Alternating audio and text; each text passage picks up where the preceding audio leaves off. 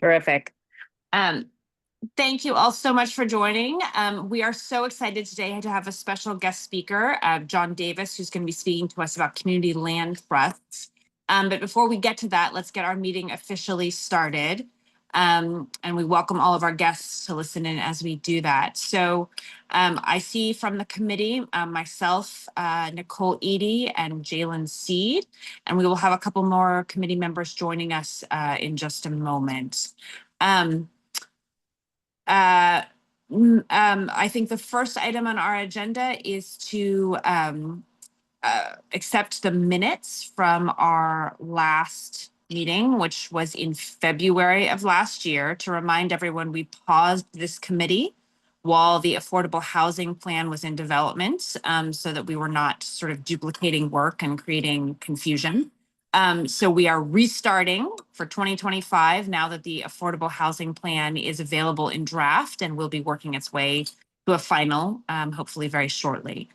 So did anyone have any corrections or additions to the meeting minutes from February? Ms. Eady. Yeah, just my name. Just That's the a good one. That is an important one. was messed up. That's all. Thank you. Okay. Thank you. I appreciate that. Anyone else, any changes? Okay. I am just realizing as I say that I don't think we have, oops, Ms. Dunn is here now. And I think with Ms. Dunn here. So Ms. Dunn, we were just about to vote on the minutes from February. Did you have any additions, corrections? I wasn't there, I don't think. Ah, I had okay. another meeting that night too. Okay. Yeah. So I do believe that we have a quorum with even with Ms. Dunn's abstention, because there are 4 of us, even if she's abstaining. Is that correct, Michelle? Yes. Okay, terrific. So all those in favor of accepting the minutes as amended to correct Ms. Eady's name? Okay, terrific. So we have 3 in favor and Ms. Dunn abstaining. All right, so moving on to the really exciting conversation that we have today. As many of you may have seen in the draft affordable housing plan that has been circulating, one of the recommendations is to explore community land trusts. Actually, let me back up for 1 second. So one of our objectives on the council's ad hoc affordable housing committee for the next few months is to deepen our knowledge and really, quite frankly, the citywide knowledge on important mechanisms that may be ways that we can address some of our affordable housing challenges here. So we're hoping to use the next few months as sort of a platform to explore and expand our understanding of our options. And so even though the affordable housing plan is still in draft and is being presented next week to the Committee on Planning and Zoning, we didn't want to lose the opportunity to get this conversation started. So joining us today is one of the nation's leading experts in community land trusts, and he's going to be explaining what exactly a community land trust is. But John Davis, as a city planner who has been working since 1993, consulting on community land trusts. And he began his career as the city's housing director for Burlington, Vermont, working under, among others, Mayor Bernie Sanders. So he has a long and deep history with the practical questions of how a municipality supports these kinds of home ownership and community building opportunities. You can actually find a number of his publications on the Lincoln Institute's website, which is where I first became aware of his most recent study, which was just published late last year on preserving affordable homeownership, municipal partnerships with community land trusts. And you can also find his work at the International Center for Community Land Trusts. So I'm going to turn it over to Mr. Davis and let him kick off our presentation and get us up to speed. Oh, and thank you, Ms. Young. Councilmember Young has joined us, Michelle, for the minutes. So thank you, Mr. Davis. Take it away. And then I think we're all looking forward to engaging in a conversation. Mr. Davis said he has a presentation of about 15 minutes or so, and then we can all jump in with our many, many questions. Many questions. That's perfect. Nora, if I could just chime in real quick in just case folks online that are viewing the agenda, I know there's public participation that actually was implemented right before like the presentation, so I just want to ask you Oh. if we want to do that before or after the presentation, whatever makes sense to you. You're correct. We did put it on the agenda for before the presentation. So let's go ahead and do that in case anyone does want to chime in before the presentation starts. Thank you, Michelle. So folks online, if there is anyone who would like to address the committee, please feel free to raise your hands. As is standard for our meetings, you have an opportunity to speak for 3 minutes after giving your name and address. So I don't know, Michelle, is anyone online interested in speaking? Yes, we have one hand raised. I'll bring them over to speak.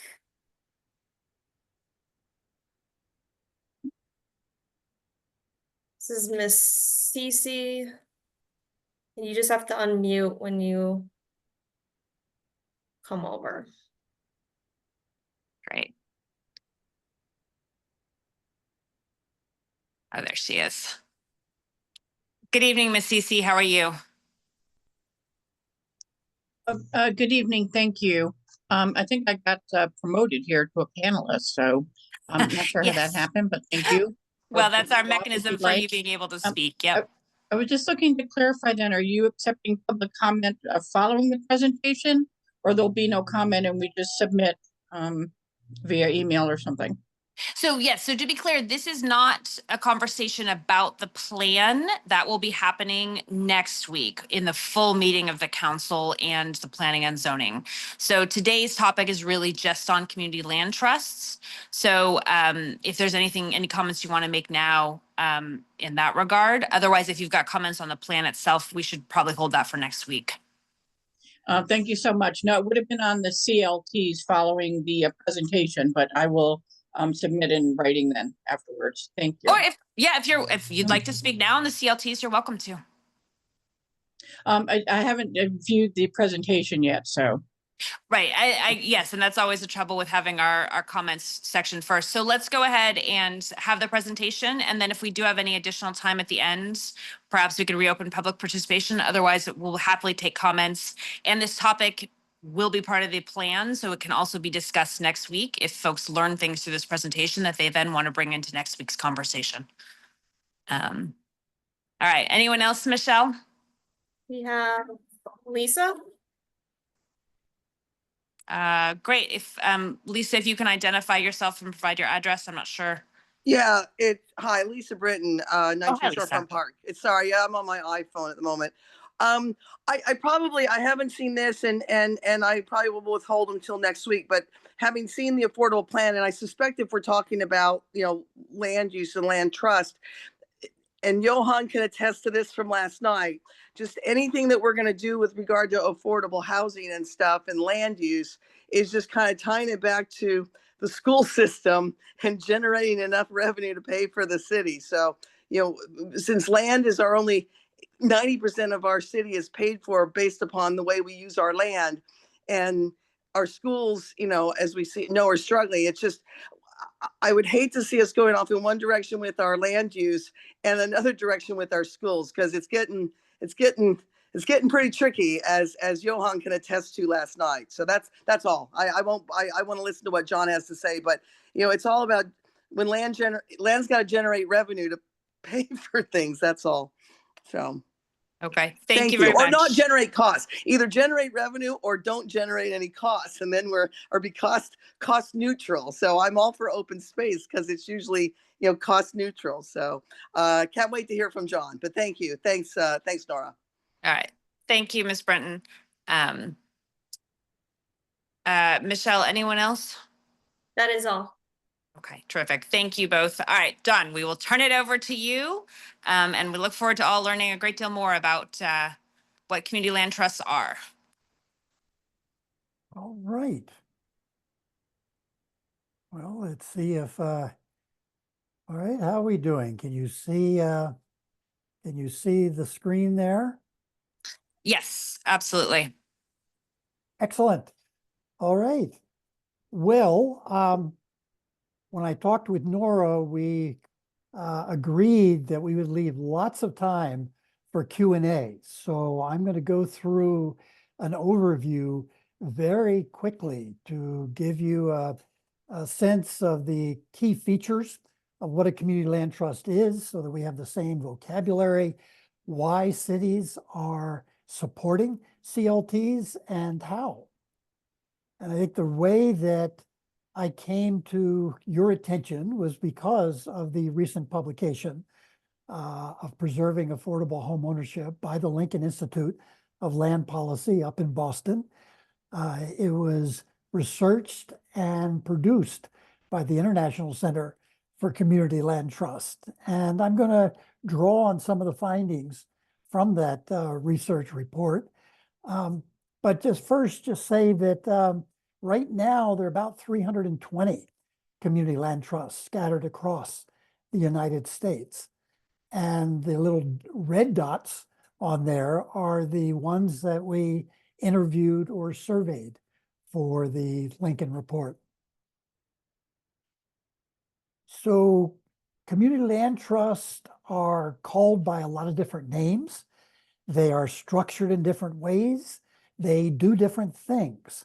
So, one of the strengths of the model is that every community adapts it to fit its own priorities, its own needs. So this is not a Kentucky Fried Chicken franchise where every CLT looks exactly alike.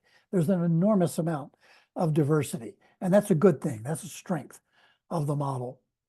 So at the, of course, with that diversity in the US and even more diversity when you look around the world, where there are now almost the same number of community land trusts outside the United States that are currently inside the US. So at the International Center for CLTs, we had to come up with a generic definition that for all that diversity, all that variety, what is kind of a, what's the elevator speech of what a community land trust is? And for those of you who can see the screen, it's community-led development on community-owned land of homes and other assets that remain permanently affordable.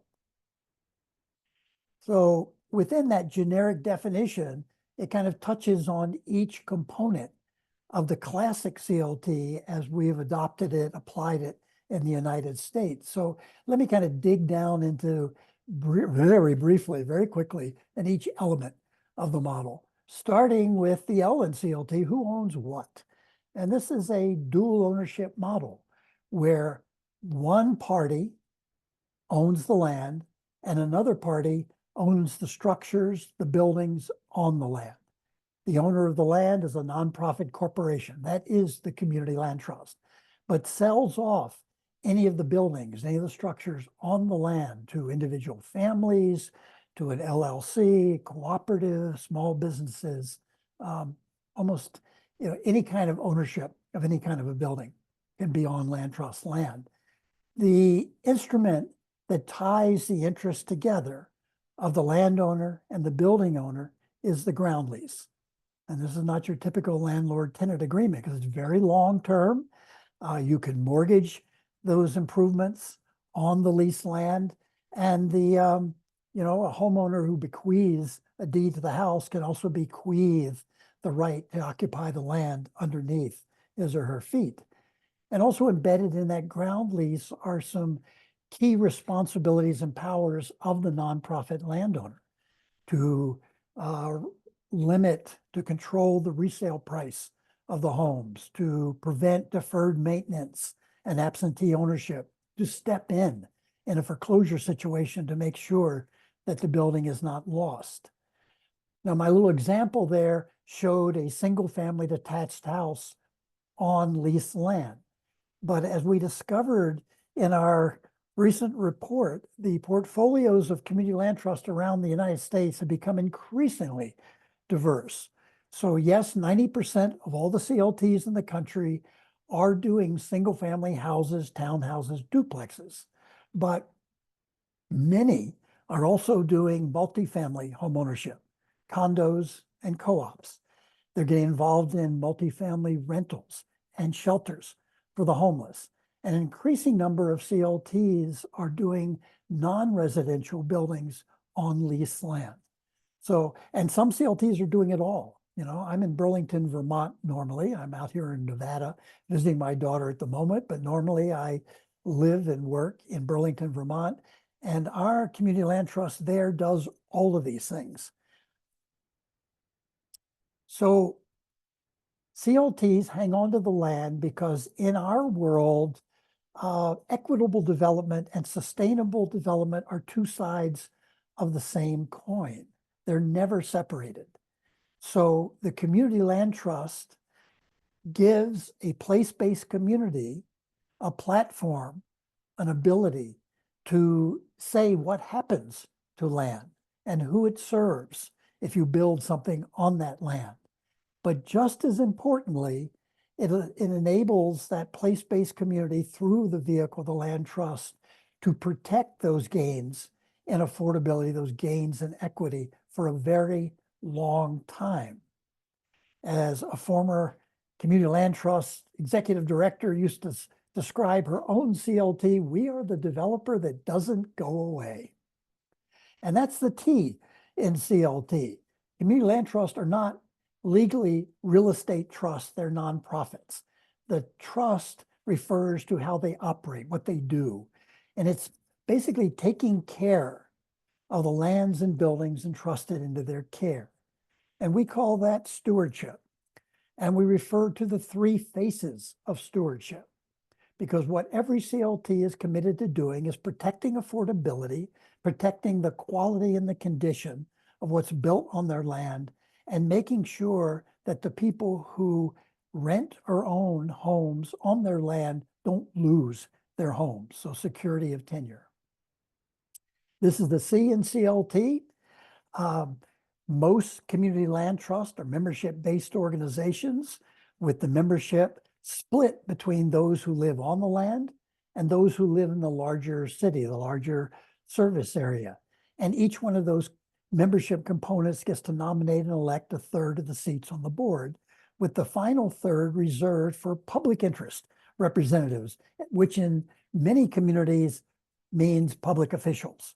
That public officials actually have a third of the seats on the board. But in that last third, you could have a banker, you could have a realtor, you could have a lawyer. So professional support for the nonprofit. Now, that's the kind of the classic model, but many community land trusts take that basic membership structure, three-part board, and all of that, and they mix it up and they change it in various ways. And there are an increasing number of community land trusts that are not created from scratch, but are grafted onto an existing nonprofit organization as an internal program, or they amend their bylaws and that, you know, Habitat affiliate or that CDC, Community Development Corporation, becomes a community land trust. So a lot of variety across the country. So essentially that's the very quick CLT 101. I have this last picture on the screen just to say that each one of those components by itself is a pretty interesting, innovative way to do affordable housing.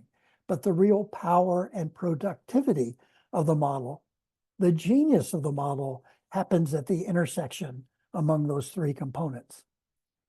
All right, let me switch gears and back to our report from the Lincoln report, where we really looked at the astonishing number of cities and counties that are now working in partnership with community land trust across the United States. And that's really what we were focused on, that partnership between municipal governments and community land trust in order to produce homes that last, affordability that lasts, one resale after another. And we actually asked the community land trusts that we had surveyed or interviewed, you know, why do you think you're getting support from public officials? And these were the top 6 reasons. And you'll see the top 2 is first, expanding access to home ownership for families that are priced out of the market. But number 2 was standing behind the deal, being that developer that doesn't go away, to protect the affordability of those homes that are privately owned, but that have been made affordable in part because of the investment of public resources. We then turned to the city officials themselves and we said, so why are you interested in putting money and land into the hands of Community Land Trust? And it really came down to the leaky bucket. What municipal officials are saying is that the amount of money, the amount of resources that we have to invest in affordable homeownership, in particular, affordable housing in general, is so scarce that we can no longer allow those public subsidies and that publicly assisted owner-occupied housing to leak out as fast as we pour resources in. And then what we like about the Community Land Trust is they're changing the way that homes are owned, that is tenure. They're changing the way the homes are operated, stewardship, in order to produce homes that last. It's also an increasing recognition among public officials below the federal level that in the old days, we used to just slap a deed covenant, an affordability covenant on these publicly assisted homes, and we'd walk away and we'd say, self-enforcing is going to take care of it by itself. But our experience over the last 3 decades is that that just doesn't work. There are always ways to get around it. There are always ways to figure out how to finesse it. And most of those deed covenants don't last very long. So the Community Land Trust stands behind the deal and intervenes when there's problems, but also is a partner with the homeowners, being an active steward.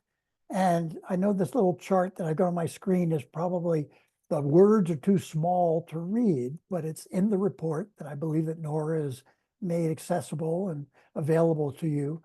But it's just recognizing if you really want to preserve affordability, preserve quality, and protect security, both before the home is bought, after the home is occupied, at the time of resale, there needs to be an active, there has to be an entity that's watching the deal and supporting the homeowners and protecting affordability, quality, and security.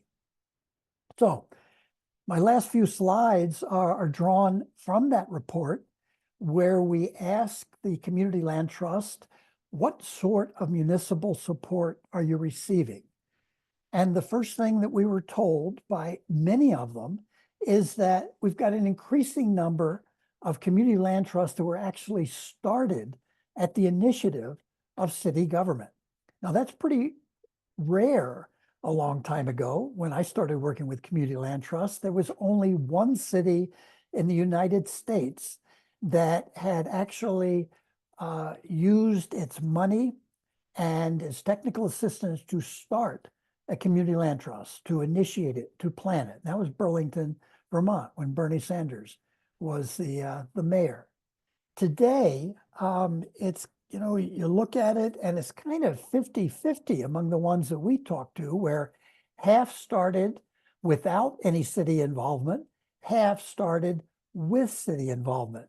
And in particular, I think a striking finding for us was the sheer number of CLTs where it was city government that introduced the model, that brought people into the community and said, hey, look, let's learn about community land trust. You know, there are 15 of them in our small sample, 26 of them where public officials were on the steering committee, the planning committee to actually create the community land trust.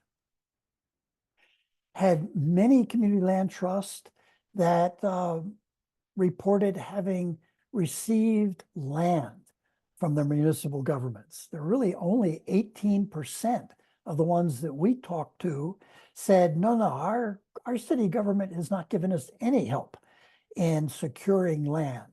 Whereas, you know, we had the majority, a lot of 29% said they received grants for land acquisition. There were 28% that said they actually received lands that were donated from the land. You know, these were from the city. These were publicly owned lands or surplus lands from a public utility or a public land bank, school that was closed, a hospital that was closed. They actually got the land for free or at a discounted price. even if they got land, many community land trusts turn to their local governments for help in building the housing or rehabbing the housing. In fact, of the 115 community land trusts that were part of our sample, there was not a single one that had not received any help, any assistance from their local government in the form of grants, low interest loans, deferred interest loans to help build the housing, rehab the buildings so that they could be affordable for acquisition by low and moderate income families. In some communities, the principal benefit they've received from their local government is not money per se, but regulatory support, fees that are waived, density bonuses, expedited permitting, parking waivers, setback reductions, anything that helped to lower the price of the home for the eventual buyer because more density was allowed. Fewer fees had to be paid to build the housing. So, that was another benefit. Probably the most distressing finding for me in particular is that when you talk to city governments, they say, well, the number one reason we're partnering with community land trusts is because of stewardship, because they stay in the deal forever. And once we create the affordably priced owner-occupied housing, then the land trust is going to be there to help support the homeowners and protect affordability. But only a third of those governments were stepping up and giving operational funding to the steward of the homes that they were otherwise helping to support in other ways. So, but about a third are. They're actually giving regular operating support to the community land trust to help them play their stewardship role. Okay, that's my very quick overview. I want to leave a lot of time for you to talk and to quiz me on what I just said very quickly. As a unpaid announcement here, my public service announcement here to tout the International Center for Community Land Trust. The reason I put that up there is to just let you know that we give away a lot of things. So if you want to find out more about Community Land Trust, that's why we created the center.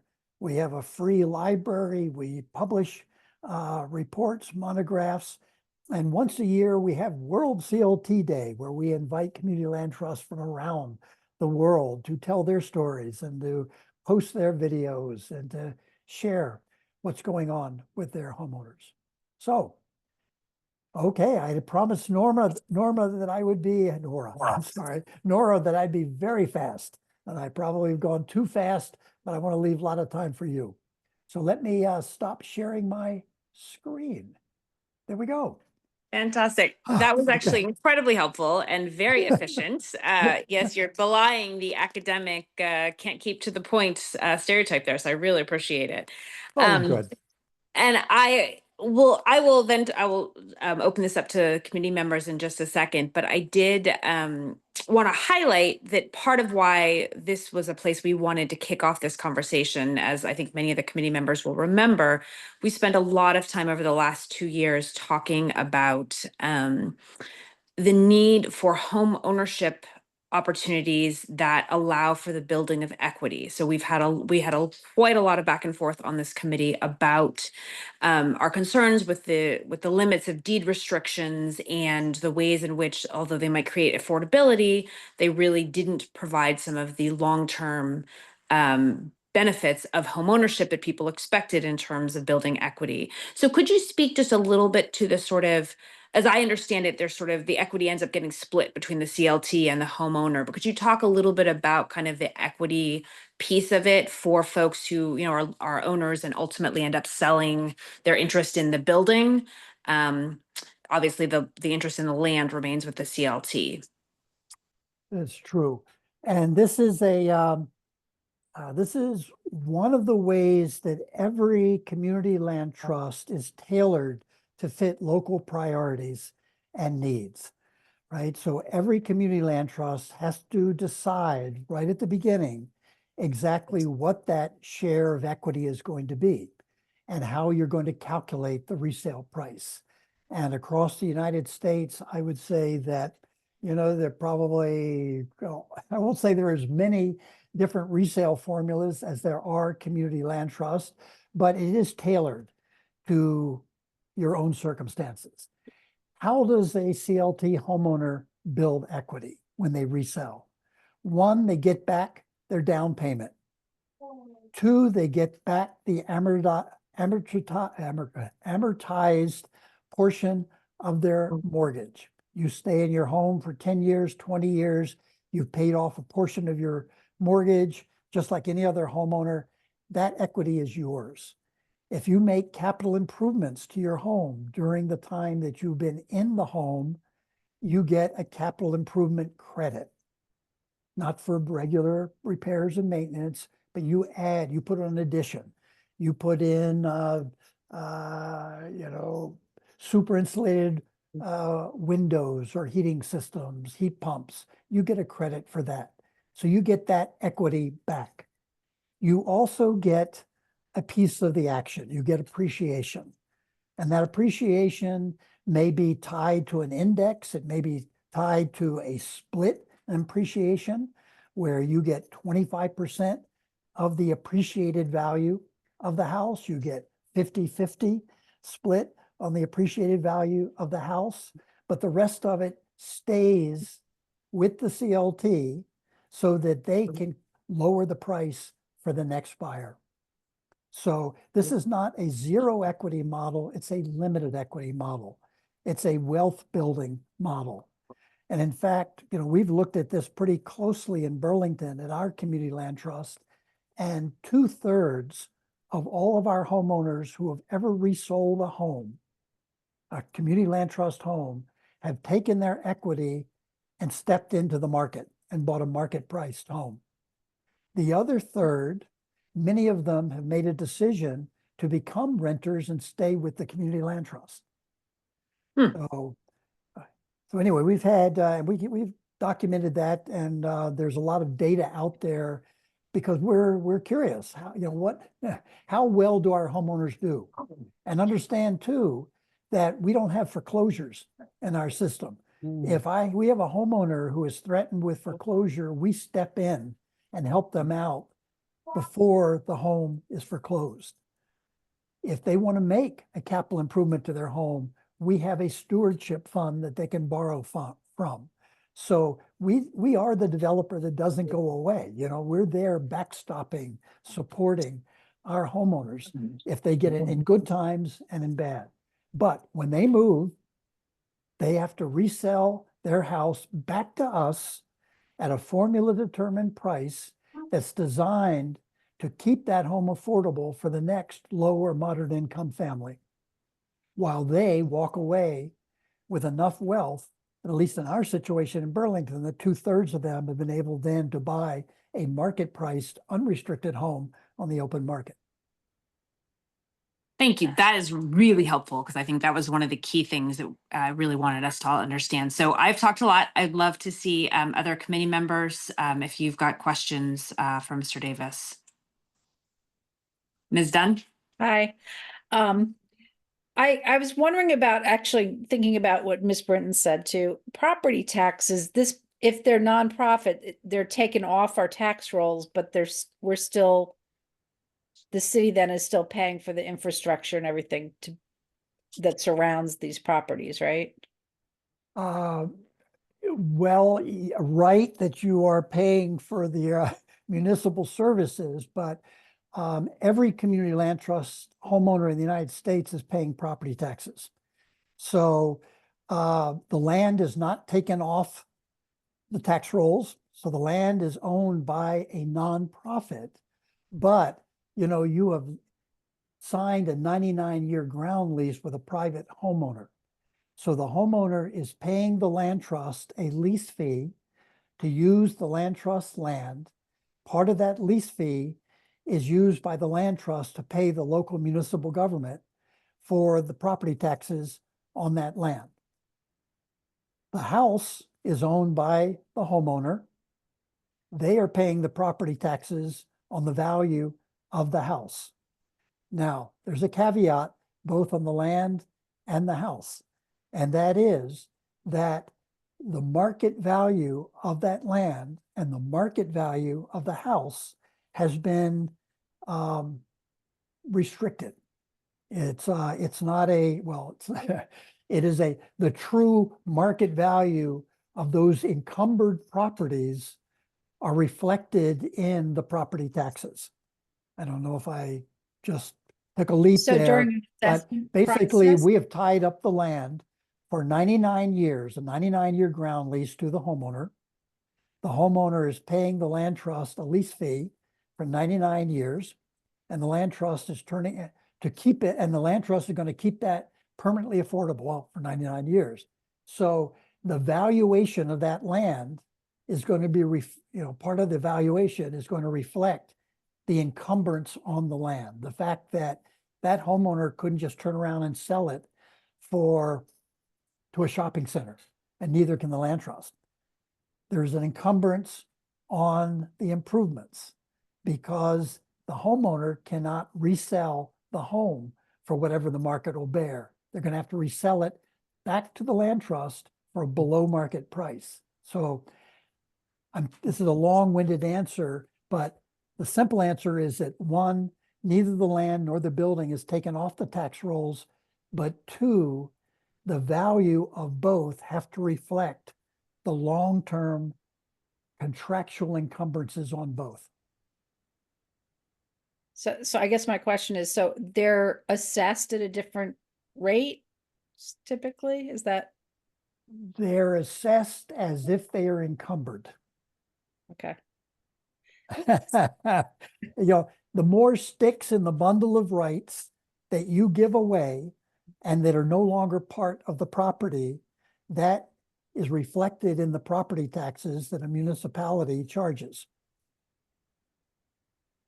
This is pretty So, arcane, isn't it? But well, if I was they're gonna say, would it be, profit, I'm still trying to get my head around it. So if they're a nonprofit, their tax liability is very different too, though, right? We don't tax churches. If the church was the nonprofit building these housing units, it would be different than a general developer building the units, right? Yes, but in our case, in a land trust case, none of the land or buildings are taken off the tax rolls like it would with a church. Okay. would it be fair to say that, just as a very high level summary, that the community land trust, the properties continue to pay property taxes, but overall at a lower amount than they might pay for a comparable property that wasn't part of a land trust? That's correct. You've given away some pretty important sticks in the bundle of rights, and that's reflected in the tax assessment. Does that help, Heather? I don't know. I guess I just don't understand how the process of assessing would be and stuff like that with the joint venture between a nonprofit and a government agency. But I don't want to get in the weeds about it. I think we need to see the forest for the trees at the moment. So thank Right, you. and I imagine the particulars depend. Yeah. Oh yeah, the devil really is in the details when it comes to taxation of encumbered property, which this is. Thank you. Mr. Lopez?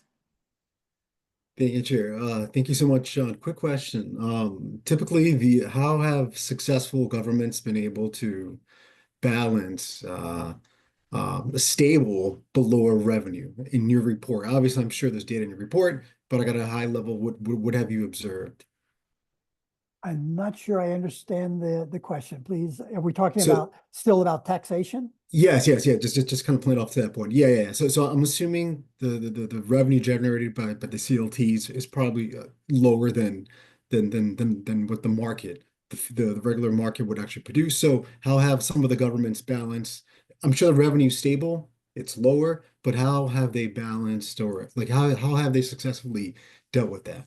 Yeah, well, it's I mean, you're right that there are no community land trusts in the United States that are taking either land or buildings off the tax rolls, but they're being taxed to reflect their encumbered value, as the tax assessor would say. But most community land trusts are taking vacant land that is not generating much revenue, and they're building very intensely on that vacant land. So the net increase to the municipal coffers is higher. Not as high as if you put a shopping center on it and you got highest best use value for a shopping center, but higher than if you had a vacant piece of land. Higher as if you had rundown derelict properties that the land trust has taken and rehabbed and actually increased the density by adding some units or height to that, to that land. So most community land trusts are increasing the tax roll by the sheer amount of development they're doing, but not increasing it as much as if you had a high value office building or market rate homes. Okay, thank you, John. That's helpful. Thank you very much. Others, I have a number of questions, but I'll bet. And then, these sorts of things, you have to interrogate it, and you almost have to listen to the answer 3 times before you say, oh, that's the way it works. Both because I'm probably not as clear in all of my answers, but also there are a lot of moving parts here. You're talking about the land, you're talking about the buildings, you're talking about the owner of the land that stands behind the building and manages the resale of the buildings, right? So you've got a reallocation of the sticks in the bundle of rights for any of you who are realtors. So this is a complicated deal with a lot of moving parts. So lots of questions are always appropriate. so to that point, my understanding from looking at your report is that most, if not all of these, I mean, I guess Burlington maybe perhaps is an exception, but the vast majority of these are actually formed by a nonprofit. Could you talk about the kinds of nonprofits that tend to be the sort of lead entity here? What kind of expertise do they have? What's the background that they sort of come to this with? Yeah. Well, I would say, first of all, in the old days, all CLTs were created because a group of grassroots folks got together and formed a nonprofit and created a community land trust from scratch. That's less and less true today. You have city governments taking the initiative and starting a community land trust. You have existing nonprofits stepping up and taking the lead, either to start a new nonprofit or to graft a community land trust program onto an existing organization as a subsidiary or as an internal program. So, a lot of different ways that these get started. And, we have Habitat for Humanity affiliates that are starting community land trust, either as a spinoff or as an internal program. We have community development corporations, we have churches, we have food shelves. And of course, we have a lot of governments that take the initiative now in starting the community land trust, but they create it as a separate freestanding nonprofit. And then they stay in the deal as a funder, as a regulator, and may have a seat or 2 on the board, but they don't control it 100% of the seats. So I don't know if I wandered too much. No, that's super off the helpful. point, but yeah. No, that's super helpful. And I can think of a couple entities here that have, expertise. We have in homeless prevention. Councilmember Young, let me let you jump in and I'll save my next question. Hello, Mr. Davis. I have to tell you, I had an uncle, my favorite uncle was named John Davis. So I Oh, there you smiled when go. I Very heard common. that. So Not quite like John Smith, but almost as common. So I thank you, Nora, because that was the question. And I actually just texted someone that question and you answered it.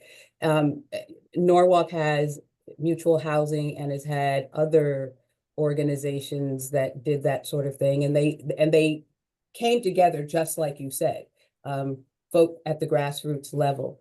And so did I hear that you say that you can partner with organizations that do that sort of thing? So right now, we do have a board, Mutual Housing, and I believe Adam Bolvilsky is on as well from the Housing Authority. I believe he is.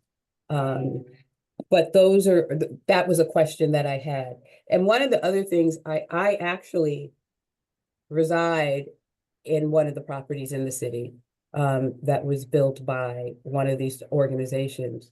And through Chaffa, but I tell everybody that we've had the worst resale value of any of those types of properties that were developed in the city. It does not afford residents the equity at the level that you all do. And we also have a 99-year lease as well. I've lived there for 32 years, and what I would get from selling my place, I would never be able to afford anything in Fairfield County, in this part of the county, or anywhere. Really, it just has been one of the worst resale values for 57 homeowners. And so I'm just listening for more information about how we could possibly even change that, because we do pay taxes. Our taxes go up incrementally. Each unit pays taxes, and it is a 99-year lease, which really is a detriment to the homeowners when they sell. I've lived there over 30 years, and if I get $150,000 as someone who's paid off my mortgage, that's a lot. So I think we need to be mindful, but it sounds as if you all have kind of figured that out on how to make it as equitable as you can for homeowners, as you can. But the other issue becomes as housing goes up, right? The rub is, and the challenge is, how do you maintain the affordability, right? Because where I live, houses right down the street from me that might have been $100, $200, or now $400,000. But the community itself as a whole has not lifted up that much, right? But there are houses really that need a lot of work that are almost $500,000. I think part of this rub is where we live in this county and the wealth. And I'm sure there are ways to get around that. But I'm glad to hear that you can partner with already existing organizations such as Mutual Housing to do that. Property is scarce here, right? I think. I mean, there's not a whole lot of land, I think, for us to be thinking about. So I think that kind of poses a problem or a concern as well. I'm sorry, those were all the things going through my head as you were talking, because I actually live it. So I'm just listening to what you're saying, and wish we had something similar to that here. It really does come down to the design of the program and the design of the resale formula. And every community has to sit down and wrestle with that question of what, you're trying to be fair to the next generation of low or moderate income home buyers. At the same time, you're trying to be fair to the current generation of homeowners who are going to resell at some point, either themselves or their heirs. So it is a balancing act where you're trying to create a resale formula that is embedded in the ground lease that gives the land trust a preemptive option, the first option to step in and repurchase the home at any time the current homeowner decides to resell. And you want to be fair to that departing homeowner.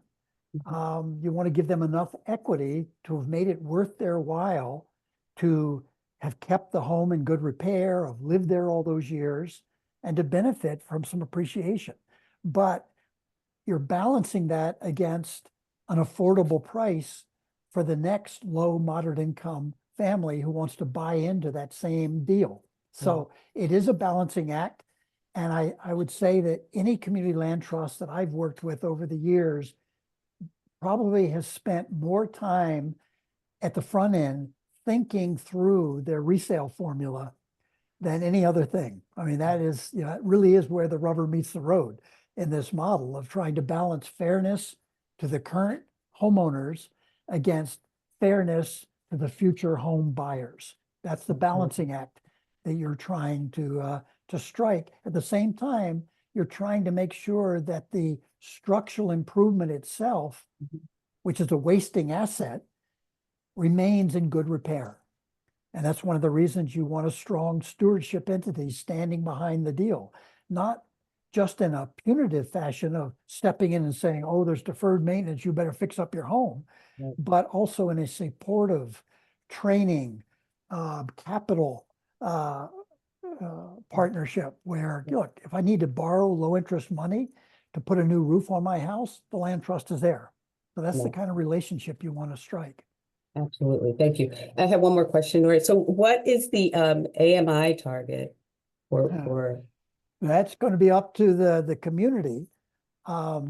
Certainly to, I'd say almost every community land trust, well, every community land trust is a nonprofit organization.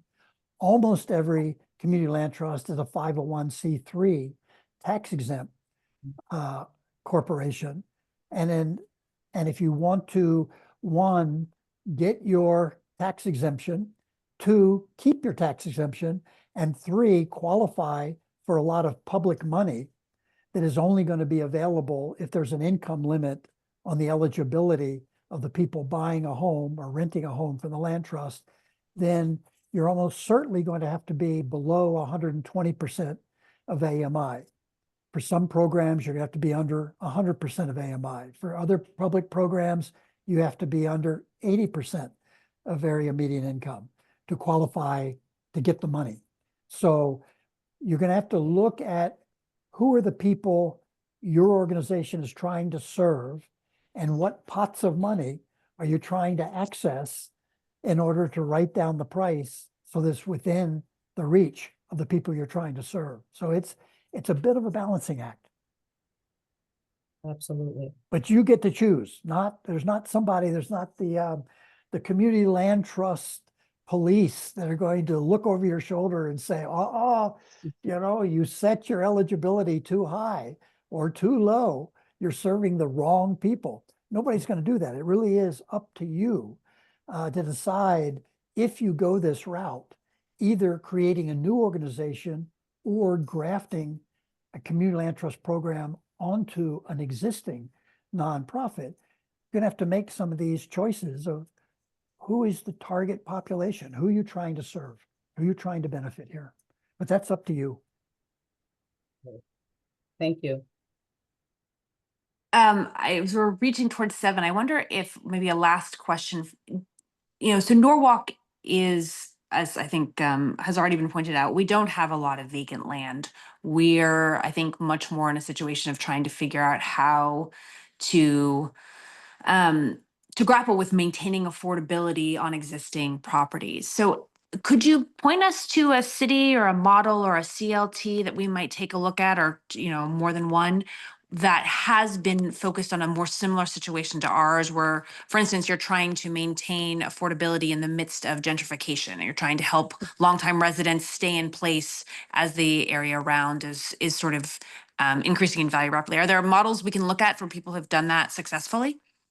Yes, I mean, there certainly, I would say the majority of community land trusts are either building anew, on vacant land, or they're taking advantage of densification. For some reason or another, they could build more on existing land.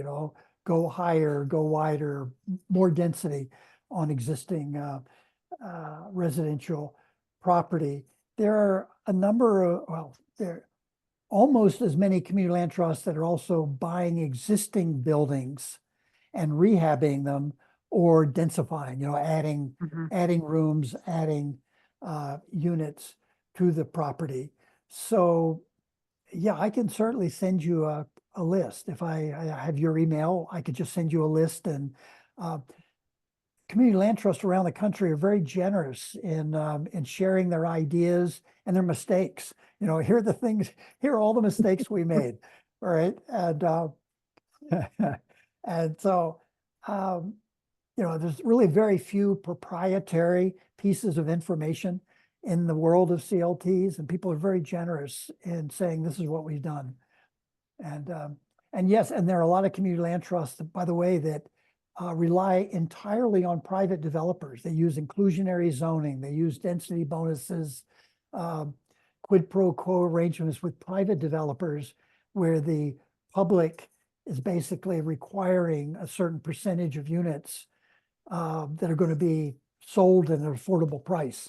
And those units are being stewarded, going into under the stewardship of a community land trust. So some community land trusts do no development at all, by the way. They are only working in partnership with private developers, working in partnership with city governments to be the steward of homes that have been created using regulatory powers, public subsidies, public investment. So in that sense, they're essentially replacing deed restrictions. Yes. Replacing Fascinating. because, you know, and I was a public official for 10 years in Burlington. What I really liked about having the community land trust there is that they were stuck. So if something got, you know, if one of those buildings got in trouble, if there was deferred maintenance, if the homeowners were about to default, you know, the land trust owned the land under the building. They had a vested interest in making sure that the homes would remain affordable. They wouldn't become an eyesore. They wouldn't have people storming into city council meetings saying the land trust is a terrible landowner. So I liked as a public official that I had a partner, that I had an organization that was vested in all of those affordably priced homes that we were trying to create. In our little town in Burlington, Vermont now, we have a portfolio of about 3,500 units and about Wow. 36 that is in the land trust.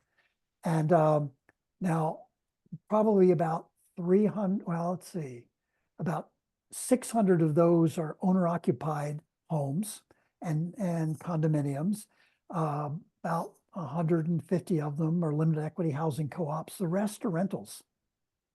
So, and what we discovered is that we have some mobility within our portfolio. So people move from our rental homes into our co-ops and from our condos into our single family detached houses. We also have people who say home ownership is not for me, and they move in the other direction. They say, you know, I'd really rather be a renter. Home ownership is not something that's working for me. So we have mobility within our portfolio. Fascinating. Thank you. I saw Miss Dunn first and then Miss Young. I had a question. One of the things that's missing in our city is the ability to have small businesses and homes because it's, you know, zoning wise. Are there any of these properties with the idea of owning home businesses or storefronts, you know, like local businesses as part of these projects? Yeah, it really is subject to local zoning, right? I mean, we certainly allow home businesses. We don't restrict anything that is allowed by zoning. That is just because the land trust owns the underlying land. Anything that homeowner is allowed to do under existing zoning, they can do.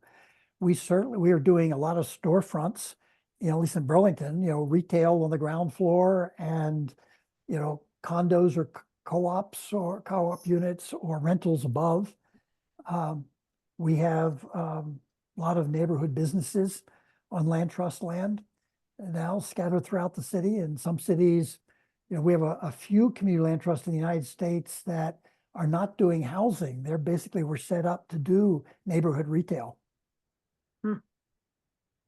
Because that's who you know, those little mom and pop businesses also get gentrified out, right? I mean, they're the ones that get pushed out of the neighborhood first, the hardware stores and the little mom and pop restaurants and the barbershops and beauty parlors. I mean, those are the things that get pushed out just as fast as affordable housing. So we have an increasing number of CLTs that are doing both mom and pop retail and affordable owner occupied and renter occupied homes. And artist space, by the way. Artists are also the people who get pushed out of gentrifying neighborhoods. So we have an artist co-op in Burlington that's been very successful where, so anyway, Gentr- Yes. Gentrifying neighborhood, the artists are the first to go. Yes, that is often, so often true. Ms. Young? South Norwalk. So I'm sorry, so as you were talking, senior housing popped into my mind, and so I'm just wondering about that. Is there any, has there been like focus on that? I mean, housing is housing, but the lack of senior housing that we have in our city is a concern, and I'm sure that's a concern out in other places. Yes. Can you talk a Right. little bit about that, or how does that? Community Land Trust have done homeless shelters for families. They have done daycare centers for people with kids. They've also done a lot of elderly housing. So Okay. basically, anything that you can build on land, anything you can do with land, there's a community land trust somewhere in the United States that's doing it. And again, the nice thing about these 320 organizations is that there's so little proprietary information, and people are very generous in sharing their successes, their mistakes. And so somewhere out there, there is a community land trust I could point you to that is doing some senior housing. I can point you to community land trust that's doing daycare and is focusing just on young families. So a real mix, a lot of diversity among the 320. And again, there's nobody was ever going to show up and say, you can't do that. I mean, the really nice thing about leased land is that you can, anything you can do with land, you can do through a community land trust. And you can draw lessons and mistakes from other CLTs. They're very generous.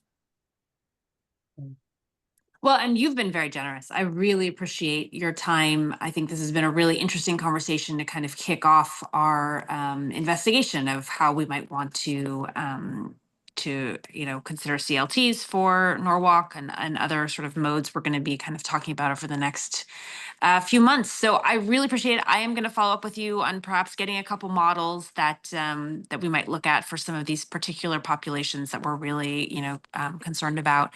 But I really appreciate your generosity, your time, your thoughtfulness. I think it's been very informative and really set us off on a good foot for thinking about what we can do to expand our affordable options here in Norwalk. So thank you very much, Mr. Davis. Well, very good. And it sounds like you have already have a nonprofit landscape there in your community. And I would say most community land trusts today are not being created from scratch with a brand new nonprofit corporation. They're being grafted on to an existing nonprofit as a program, as a subsidiary, as a spinoff. So, that's part of the mix here.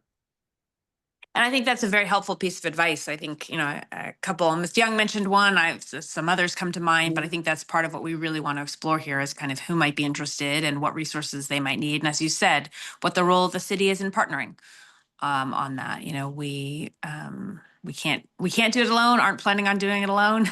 We need to figure out who can help us do it well. Yes, better to steer than to row if you're a public official. So Yes. you can do the steering through your grant agreements and all of that, but let the nonprofit do the rowing. Yes, very interesting. Well, thank you again. Committee members, I would entertain a motion to adjourn. Motion to Ms. Ozzie was done. Thank you so much. Thank you again to everyone, and we look forward to further conversations. Thank Nora, you. thank you, Good night. John. Thank you. Nora. everyone. Thank you, Thank you Mr. for Davis. inviting me. Good night. Bye-bye.